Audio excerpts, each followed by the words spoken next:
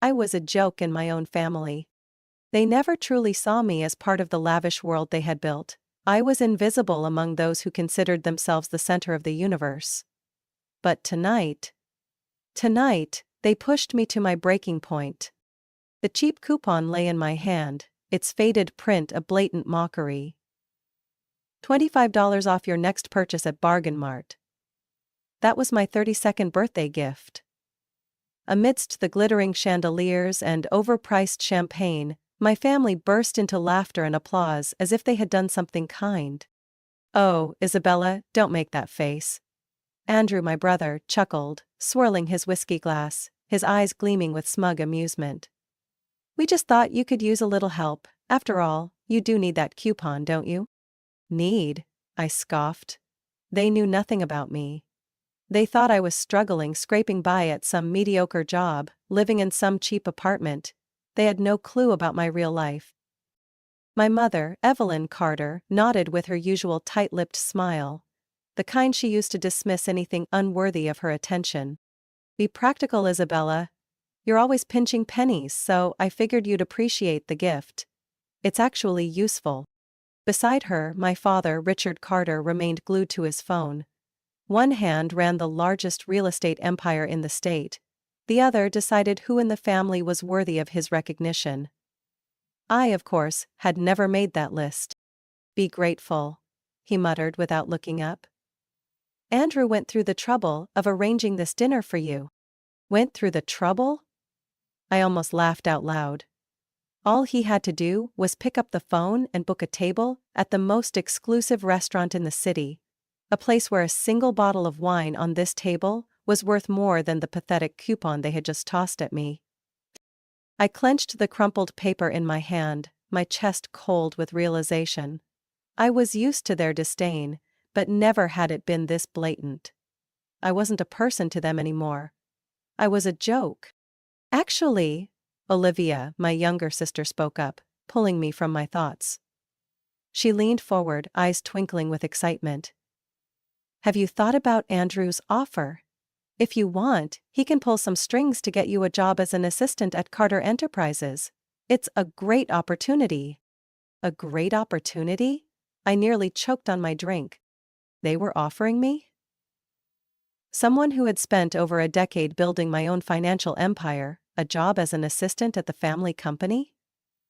A company I knew better than the fools running it? A company that, in just a few hours, I would officially control? I glanced at my father, expecting him to shut Olivia down, to tell her not to say something so absurd, but no. He nodded, as if it were the most reasonable suggestion in the world. "You should consider it," he said in his authoritative tone. "It's time you learned what real work is." "Real work?" I gripped my wineglass, suppressing the bitter laughter threatening to escape. Who did they think I was, some failure desperate for their pity? I took a deep breath, swallowing down the storm brewing inside me. They would find out soon enough. I set my glass down, my gaze sweeping across each family member. They laughed, enjoying their extravagant dinner, unaware that by tomorrow, everything would change. I smoothed my dress and stood up, my voice calm but sharp as a blade. "Thanks, but I don't need Andrew's help." My mother frowned. "Sit down, Isabella, we're not done eating." I smiled, but there was no warmth in it. "Some of us have more important matters to attend to in the morning." Andrew smirked, leaning back in his chair. "Another part-time gig, or have you finally decided to get serious about your career?" I tilted my head, my eyes locking onto his. "You're right, Andrew, I am getting very serious." "Very serious." I pulled a $200 bill from my wallet, placed it on the table 6 times the value of that pathetic coupon. "Consider it a tip, because, as my dear brother always says, debts should be settled properly." Andrew laughed, clapping mockingly. He didn't get it. None of them did. But tomorrow morning, when they walked into that office, they would. They would finally understand who really controlled everything. I turned and walked away, leaving my family behind. Still laughing. Still oblivious to the fact that they were about to lose everything. I stepped out of the restaurant without looking back. The cold wind swept through my hair, but I didn't feel the chill. My fingers tightened around the phone in my coat pocket, my heart pounding. Not with anger, but with anticipation. Finally, after all these years, my plan was about to be complete. The black SUV pulled up right on time, the door swung open and Jacob sat inside, his gaze as sharp as ever. "Everything is ready," he said the moment I shut the door. I nodded, taking a deep breath. "Have the shareholders been notified?" Jacob smirked slightly.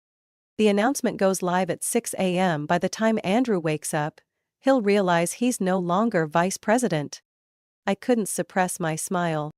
Andrew Carter, the arrogant fool who always saw himself as a financial genius, but was nothing more than a leech, living off the Carter name. He had no idea that the empire he was so proud of had been in my hands for a long time. I walked away from the Carter family 10 years ago, after my father pushed me out of the company. Back then, I had nothing but determination. I worked tirelessly at a small, unknown investment firm. I saved every dollar, investing in projects my family wouldn't even glance at. They thought I was struggling, barely getting by. In reality, I was quietly building my own empire. 5 years ago, I started acquiring shares of Carter Enterprises, bit by bit, through a web of subsidiaries and anonymous investment funds. 3 months ago, I became the majority shareholder. And tomorrow morning, the world would know. The SUV glided through the bustling streets of New York. I leaned back against the seat, closing my eyes, but my mind refused to rest. Jacob glanced at me through the rearview mirror. "Are you sure you don't want to wait until the board meeting to announce it? That way you could control their reactions better." I opened my eyes, staring out the window. "No. I want them to wake up and be blindsided. I want Andrew to walk into that office, feeling as confident as ever, only to realize he's lost everything." Jacob let out a quiet chuckle. "Rodolph." I shrugged. "I'm just giving them back what they gave me." Jacob didn't say another word. When the car stopped in front of my penthouse, he handed me a folder. "These are the final terms appointing you as interim CEO. The moment you sign tomorrow morning, you'll have full control." I took the documents, flipping through the pages. One signature was all it would take to control the billion-dollar corporation my family had mocked me for thinking I'd never reach. I lifted my gaze, meeting Jacob's eyes. "Good work. Now go get some rest, tomorrow will be a long day." He nodded and left. I stood on my balcony, looking down at the city, glowing beneath me. Tomorrow morning, New York would wake up to a major shift. I took a sip of wine, smirking. "Let's see who the real failure is now, Andrew." I stepped into Carter Enterprises at exactly 8 a.m., my head held high. The entire office fell silent as I walked through.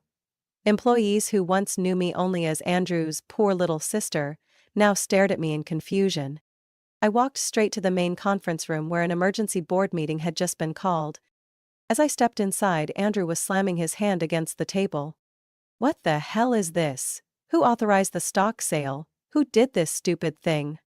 I pulled out a chair, sat down and smiled. "Good morning, Andrew." He whipped around to face me, his face flushed red. "What the hell are you doing here?" Leisurely I pulled a stack of documents from my handbag and placed them on the table. "Today is a shareholder meeting, isn't it? And since I'm the majority shareholder, I figured I should be here." Andrew's face went pale.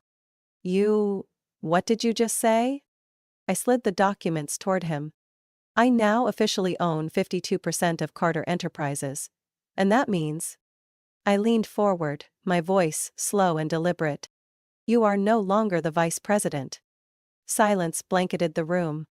A board member slowly flipped through the documents. When he finally looked up, his voice trembled. She's right." Andrew stared at me, sheer horror flooding his eyes. I leaned back in my chair, crossed my arms, and flashed him a razor-sharp smile. "What was it you said, Andrew? Oh, right. Some of us could use a little financial assistance." His eyes darkened. "Isabella, don't do this." I smirked. "I already did." Andrew gasped, his hands trembling as they gripped the edge of the table. "You'll regret this." I tilted my head, locking my gaze onto him. You think I spent a decade planning this without preparing for your retaliation? Andrew had nothing left to say. I turned to the board, my voice firm. Let's begin the meeting. And just like that, the reign of Andrew Carter came to an end. I sat in the boardroom, watching as the color drained from Andrew's face, his mind slowly processing the fact that everything he once had was no longer his. Once, I had wished to stand here under different circumstances. I had hoped my father would see my potential, give me a chance, just one chance, to prove that I was not useless. But that moment had never come. I closed my eyes, memories of the past rushing back like a slow-motion reel. I stood in front of the gleaming glass doors of Carter Enterprises, my heart pounding in my chest. I had just graduated from the Wharton School with top honors in finance, one of the most prestigious programs in the country. My transcripts were flawless, my internship experience impressive, and my ambition undeniable. I stepped into my father's office, full of hope. "Dad, I want to work here," I said, my voice resolute. Richard Carter looked up from his desk, his cold gray eyes scanning me. "Here? Why?" I took a deep breath. "Because I have the skills. I'm not asking for a high position, I just want a chance to start. I'll take any job the company needs." My father let out a quiet chuckle, but there was no warmth in it. It was laced with disdain.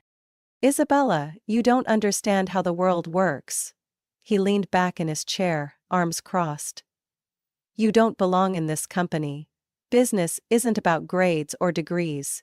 You wouldn't survive in this environment." I clenched my fists but kept my voice steady. "I can learn." "No." His voice was cold, unwavering. I bit my lip. "What about Andrew? He has no degree in finance, no experience, so why was he made vice president the moment he graduated?" My father looked at me as if I had just said something utterly foolish. "Because Andrew is the rightful heir to the company, he is a true Carter." I froze. Not?" He didn't answer. I glanced around the office. The place I had once dreamed of working. But at that moment, I realized the harsh truth. They had never intended to give me a chance. Clenching the strap of my handbag, I bit my lip to keep from crying. "Then I'll find my own path." I turned and walked away, not waiting for a farewell. And that was the last day I ever believed I had a place in this family. The struggle of the early days. I left Carter Enterprises with nothing but empty hands. No family backing, no golden path laid out for me. I applied to over 30 companies, but despite my stellar academic record, I had no connections. After dozens of rejections, I finally landed a minor position at a small investment firm, Taylor & Finch. My first job? Making coffee. I wasn't allowed near financial reports. No one saw me as an employee with potential. I was invisible. Just as I had been to my family. But I didn't give up. Every night I stayed at the office later than everyone else. I quietly observed how the investment analysts studied the market, how they made decisions, how they deciphered numbers on financial reports. 3 months later, I convinced my manager to give me a shot at a small project. 6 months later, I was promoted to financial analyst. 3 years later, I became one of the firm's top investment specialists. And all that time, I had been doing something no one knew about. I was investing? The silent moves. While Andrew and Olivia burned through money on luxury vacations, sports cars and mansions, I poured every cent into stocks. I didn't invest in big-name companies like everyone else. I hunted for potential small businesses poised for exponential growth. I built a secret portfolio, brick by brick, stock by stock. Every dollar I earned was reinvested. Not in designer handbags or extravagant dinners, but in power. It took 8 years, but I amassed a fortune beyond anything my family could imagine. And then, I made my move. The day I started buying out Carter Enterprises. I didn't buy shares directly. I used a web of small investment funds, shell companies, and transactions handled by people with no visible ties to me. I bought tiny portions of Carter Enterprises, slowly, discreetly. Everyone believed the Carter family still controlled the company. But the truth? I was the one holding the reins. I watched as Andrew sat frozen, unable to process the news of my takeover. He had no idea what had happened. But I did. Because I had spent an entire decade planning for this moment. The morning I took over.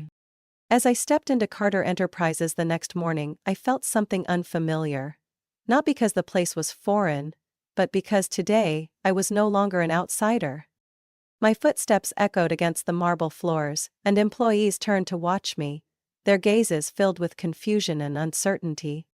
The large glass doors of the boardroom swung open forcefully, dragging a dead silence over the room. At the head of the conference table, Andrew Carter, the man who once sat in power, was hunched over his laptop screen, staring at it intently. He had undoubtedly read the announcement, he knew. But he still hadn't accepted the truth. I pulled out a chair, sat down slowly, exuding confidence. "Good morning, Andrew." His head snapped up, eyes blazing with fury, though he struggled to maintain his composure. You think you can do this?" I gave him a cold smile. "I don't think, Andrew." I did. The board members sat in silence, not daring to breathe too loudly. I placed a stack of documents on the table, my voice calm yet carrying an undeniable weight. According to the latest financial reports, Carter Enterprises has suffered losses for 3 consecutive quarters, especially in the Eastern Division. Coincidentally, the very division under your management. Andrew's hands clenched tightly on the table. "You're trying to pin this on me?" I tilted my head slightly, my gaze razor-sharp. "I don't have to try, Andrew, the numbers speak for themselves." A board member cleared his throat, eyes darting away. We need to discuss the company's financial situation." I nodded, not giving Andrew a chance to interrupt. "Discussion is a great idea. Let's talk about how Andrew managed to lose over $200 million in less than a year." The board murmured. Calmly, I pulled out a second set of documents and flipped to the key page. And not just that, according to the internal audit, Andrew has funneled more than $5 million from company funds into personal expenses. A mansion in Miami, a yacht, first-class flights to Europe, and let's not forget the rather interesting expenditure for a nightclub in Vegas. The CFO slammed a hand on the table. "Is this true?" Andrew tried to keep his face neutral, but I could see him unraveling. "I'm the vice president. I have the right to use company funds for client entertainment." I held his gaze. Entertaining clients with VIP passes to a nightclub? Very creative. A soft chuckle came from the board. I saw the veins in Andrew's neck tightening. He was about to snap. He slammed his hands on the table and shot to his feet. "You think you can kick me out of this company? This is my family's business." Slowly I stood as well, my eyes unwavering. "You're mistaken, Andrew. This is my company now." I slid another stack of documents toward the board. "I am now the majority shareholder, holding 52% of Carter Enterprises. That gives me full authority over executive decisions." The room fell into stunned silence. A few board members exchanged glances, then, nods of quiet agreement. Andrew shook his head, grasping at his last thread of hope. "Dad won't let this happen." I shrugged, my voice calm but ice-cold. "Only longer has a say, and even if he did, I'm far beyond his reach now." His face drained of color, his breathing quick and uneven. I met his gaze, my words sharp as steel. "Andrew Carter, you are officially terminated from your position as Vice President of Carter Enterprises, effective immediately." The room plunged into absolute silence. Andrew opened his mouth to protest, but not a single board member spoke up in his defense. His eyes darted around, panic setting in as he realized there was no one left to save him. I turned toward the security team waiting by the door. "Please, escort him out." 2 security guards stepped forward. Andrew yanked his hands away from the table, but he knew he was powerless. He turned to me, his voice strangled with rage and desperation. "You're going to regret this, Isabella." I crossed my arms, offering him nothing but a cold, knowing smile. "Maybe, but before I regret it, make sure you've packed your things." He glared at me with pure hatred, then turned and walked away, his footsteps heavy as if dragging the weight of a crumbling empire. The door closed behind him. I exhaled slowly, the taste of victory spreading through me. The board remained motionless, as if they had just witnessed a hurricane tear through the room. I sat down, placing my hands on the table deliberately. "Now then," I said, my voice firm, razor sharp. "Let's talk about the future of Carter Enterprises." For a moment, silence hung in the air. Then, one by one, heads began to nod. I knew, from this moment on, I had won everything. I stood in the boardroom, staring at the door where Andrew had just been dragged out of Carter Enterprises. Out of my company. The thrill of victory still simmered in my chest, but I knew this battle wasn't over. My father wouldn't sit quietly. Richard Carter was not a man easily taken down. I had seen him destroy those who dared to stand against him. And now, I was the one who had just taken down his golden son. I turned to Jacob, who had been silently observing the meeting from start to finish. "How much time do we have?" Jacob smirked, his eyes sharp. "Not long, I just got word from the lawyers. Richard has officially filed a lawsuit." I let out a dry chuckle. I had been expecting this. "What are the charges?" Jacob pulled out a stack of documents and set them in front of me. "He's accusing you of insider trading, claiming you used privileged information to illegally acquire shares." I flipped through the pages, scanning the bold printed allegations that read like a declaration of war. I smirked. "He really thinks this will stop me?" Jacob crossed his arms, nodding slowly. "No, he doesn't think he can win. But winning isn't the point." I knew that. Richard's goal was to drag the case out, entangle me in years of legal battles, tarnish my reputation with the board, and create enough instability to turn shareholders against me. An old trick. The problem was, I had prepared for this. I closed the file and leaned back in my chair. "Amy doesn't know I'm already a step ahead." Jacob raised an eyebrow. "You mean dissolving Carter Holdings?" I nodded. "Exactly. He thinks I'm still operating my assets through Carter Holdings, the old investment firm I built. But 3 days ago..." I slid another folder across the table toward Jacob.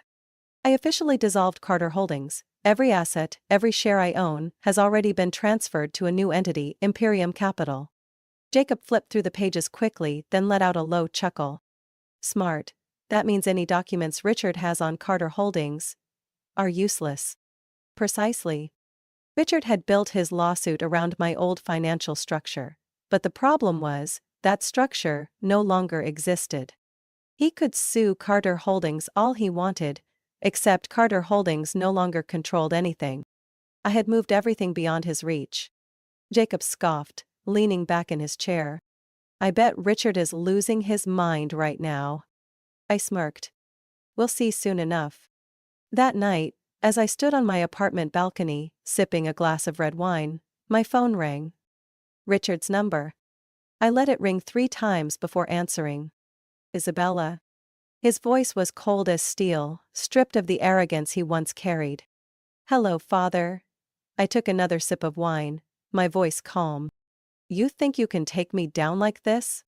I let out a quiet chuckle. "I don't think, father, I did."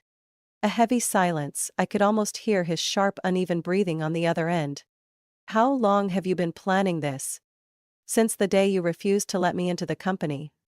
A scoff came from the other end, but this time, there was no confidence behind it. "You think you've won, daughter?" "No." I placed my glass down on the glass table, my gaze fixed on the glittering Manhattan skyline. "I haven't just won. I've taken back what was mine." "I won't stop." Richard's voice hardened. "I'll fight this lawsuit. I'll find a way to regain control." I didn't waver. "You can try. But no one knows better than you that you lost your power a long time ago." He didn't respond immediately, but I knew I was right. "If you were still in control, you wouldn't be calling me tonight." Silence. Long. Heavy. I could almost picture his face, his eyes burning with fury, bitterness, and helplessness. Finally he spoke, his voice low and sharp as a blade. You really are my daughter. I smirked. That's the only thing you can take pride in about me. I ended the call. Below, the city lights glittered, as if nothing had changed. But I knew. Richard Carter's entire world had collapsed in a single night. I knew Andrew wouldn't go down without a fight. He had never faced failure before. He had lived his entire life under our father's protection, spending money recklessly without a care in the world. But today, he had nothing left to cling to. I left the office after my meeting with the board, but I kept a close watch on his every move. I knew he would try to turn the tables. Of course. I had already anticipated it.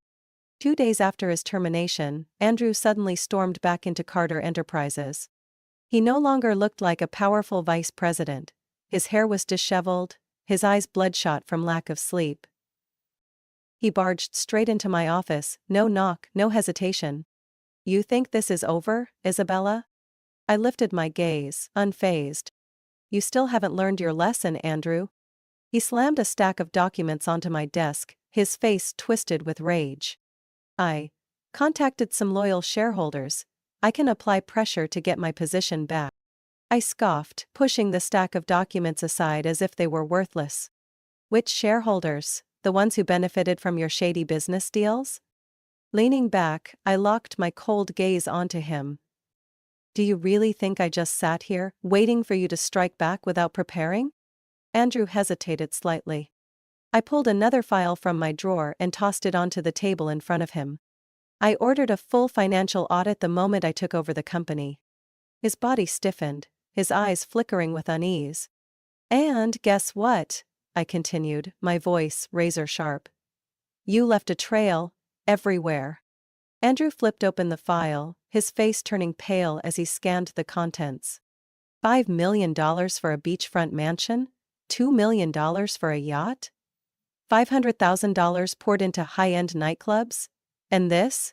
This is just the tip of the iceberg. He swallowed hard, his hands trembling.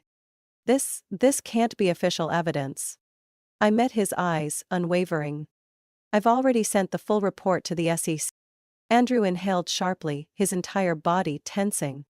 You're joking. No. And under federal law, embezzlement of funds from a publicly traded company is a serious crime. The penalty? Anywhere from 5 to 20 years in prison. A bead of sweat rolled down his temple. I smiled. Calm, yet deadly. You've lost everything, Andrew. He shot up from his chair, panic flooding his face. I can negotiate. We can find a way to fix this. I crossed my arms, shaking my head slowly. No, Andrew. I don't negotiate with someone who drained company funds to fuel his extravagant lifestyle. The boardroom door swung open forcefully. 2 SEC agents stepped inside, their expressions cold and unreadable. Mr. Andrew Carter? Andrew spun around, his face drained of color. We have a warrant for your arrest on charges of embezzlement and securities fraud. No, I can explain. The agents didn't listen. They cuffed him in front of the entire office staff. Andrew thrashed. Dad won't let this happen, he'll save me. I stared at him, my gaze sharp as a blade. You think Dad will save you? Andrew froze, eyes widening. Right at that moment, my phone rang. The name on the screen. Richard Carter. I put it on speaker for everyone to hear. Richard's voice was calm, devoid of emotion. I'm not going to do anything, Andrew. Andrew stood in stunned silence. Dad, you can. Richard sighed. You've caused too much trouble. Now you have to deal with the consequences. Andrew let out a choked, desperate sound. Dad. I'm your son. I'm the heir to this family. Richard let out a cold, bitter laugh. No, Andrew, you were just a mistake. The call ended abruptly. Andrew stopped struggling. He stood there, handcuffed, betrayed by the very man he had worshipped his entire life. I stepped closer, leaning in to whisper in his ear. You've lost, and this time, no one can save you. He turned to me, his eyes burning with hatred. You'll pay for this, Isabella. I simply shrugged. Good luck in prison, Andrew. He was escorted out of the office, every employee's eyes locked onto the scene. I stood still, head held high. Andrew had built his entire life on wealth, power, and our father's protection. But today, he lost everything. And me? I was still standing, untouchable. The boardroom remained frozen in shock. Andrew Carter, the so-called rightful heir of this company, had just been let out in handcuffs, with no one left to save him. I stood in the center of the room, absorbing the tense atmosphere. Some board members darted nervous glances at me, while others hastily flipped through the documents on the table, searching for an escape route. But there was none. I slowly swept my gaze over them, my voice sharp, yet unhurried. I believe it's time we make some official changes. No one objected. One of the CFOs cleared his throat, struggling to compose himself. Miss Isabella, as the majority shareholder, do you have a nomination for the position of chairman of the board? I placed both hands on the table, steady and commanding. There's no need for discussion. I will take that position. A few exchanged glances, but not a single person opposed me. They had seen what happened to those who stood on the wrong side. In just 10 minutes, the votes were cast and signed. I was officially named chairwoman of Carter Enterprises. At last, this company was entirely mine. As I left the boardroom, my phone buzzed in my pocket. I glanced at the screen. Richard Carter. I didn't rush to answer. I let it ring 3 times, savoring every second he was forced to wait. Then, I picked up. What is it, Father? Richard's voice was low, stripped of its usual arrogance. You think you've won, Isabella? I smirked, my eyes tracing the glowing streets of New York below. No. I haven't just won, I've taken back everything. Silence? I could picture his face. A man who once held absolute power, now watching everything crumble before him. Andrew destroyed this family, Richard muttered, his voice cold. I let out a quiet laugh. No, you destroyed it a long time ago. A sharp breath on the other end. But no denial. I pulled the phone away from my ear, ready to hang up. This time, Father, you have no more moves left to play. And with that, I ended the call. Richard Carter was powerless. And I had just risen to the top. That night I returned to my penthouse, a place no one in my family had ever set foot in. It sat on the 70th floor of a towering skyscraper, overlooking the entire city. Every piece of furniture was flawless. Just like every detail of my decade-long plan. Jacob was already there, 2 glasses of champagne waiting on the table. He watched me, his eyes filled with something I rarely saw in others. Respect. So, you finally did it, he said. I picked up my glass, swirling the golden liquid inside the crystal. Not just did it, I clinked my glass against his, my voice a quiet but unwavering declaration. I took back everything. Jacob chuckled, shaking his head. I have to admit, this was one of the most brilliant takeovers I've ever witnessed. I took a slow sip, my eyes locked onto the city lights flickering below. Everything the Carter family once owned now belonged to me. I was no longer the girl I once was, the one who stood outside my father's office, begging for a chance. Now I was the one in power. Jacob set his glass down, crossing his arms. So what now? You've taken the company, you've taken down your father and Andrew. Do you really think this is the end? I looked at him, a sharp glint flashing in my eyes. There's still one more thing I need to finish. Jacob blinked, then let out a quiet chuckle. Richard Carter? I nodded slowly. He's lost everything, but I want to make sure he never rises again. Pulling out my phone, I scrolled through my contacts. A name appeared on the screen. Someone who could help me end Richard Carter's career for good. I pressed call. We have work to do. Jacob sat back, watching me with a knowing smile. I set my champagne glass down, my eyes gleaming like a wolf ready to hunt. This game wasn't over yet. I hadn't erased Richard Carter from this world completely. But trust me, that day was coming very soon. Isabella Carter's story is more than just a tale of revenge, it's proof of the power of perseverance, strategy, and determination. In a world where power is often handed down through connections rather than earned through merit, Isabella proved that true success isn't about privilege. It's about intelligence and resilience. Life works the same way. You may be underestimated, cast aside, or even betrayed. But if you learn to seize opportunities, calculate every move, and refuse to give up, the day you win will come. And when it does, no one will be able to stop you. What do you think about Isabella Carter's story? Has she truly won, or are there still challenges ahead? Share your thoughts, and don't forget to follow the channel for more stories on life, family, and the hard-earned lessons that come from the most complicated relationships.